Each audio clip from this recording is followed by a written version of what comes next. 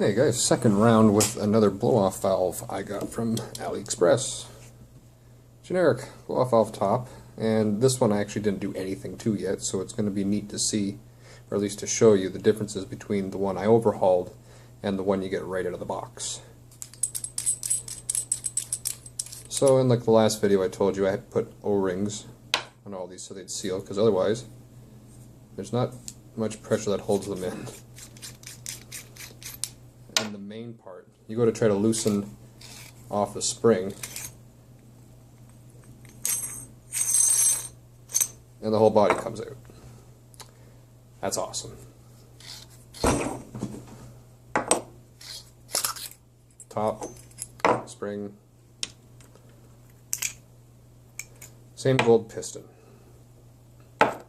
Now, what I did with my last blow-off valve that I got from this company was installed an O-ring that's seated here and one that's seated up here.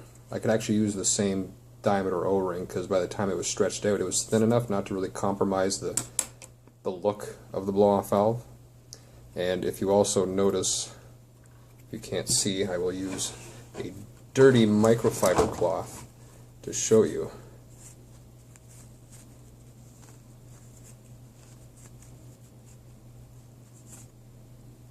Well, apparently this one's not too bad for the machining, because my last one I went to just clean all the shipping oil off of it, and all in these bored out holes where it vents, it would catch my microfiber because the machining was so coarse.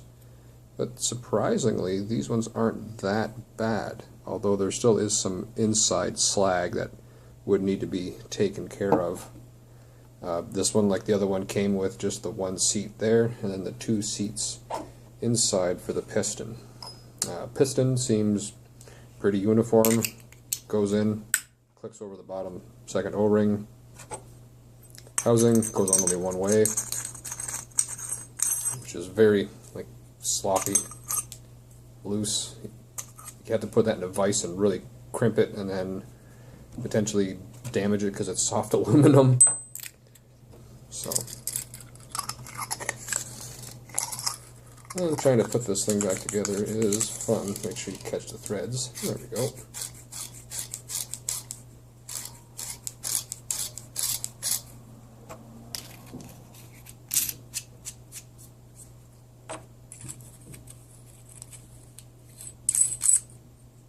So yeah, if you're trying to buy one of these things, it needs a few items, like I said before. O-ring here,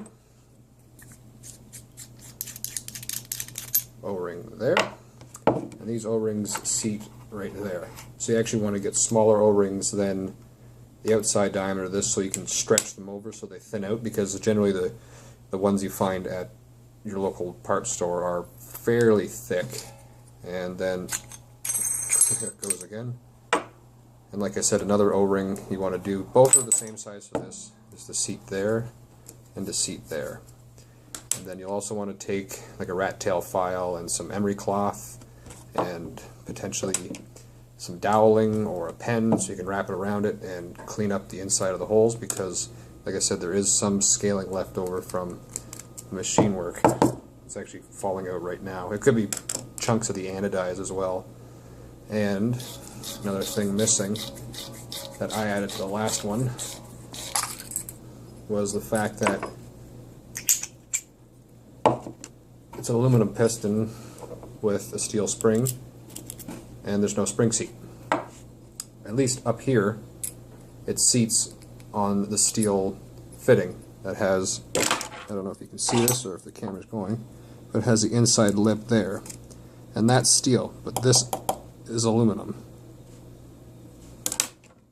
Actually, sorry, the whole thing is steel, the whole insert. So, steel against aluminum. You could only guess which one would actually wear it quicker. The aluminum.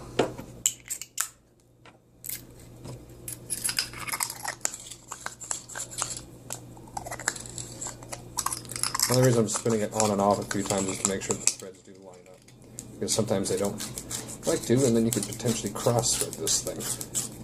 But we'll check the spring pressure here.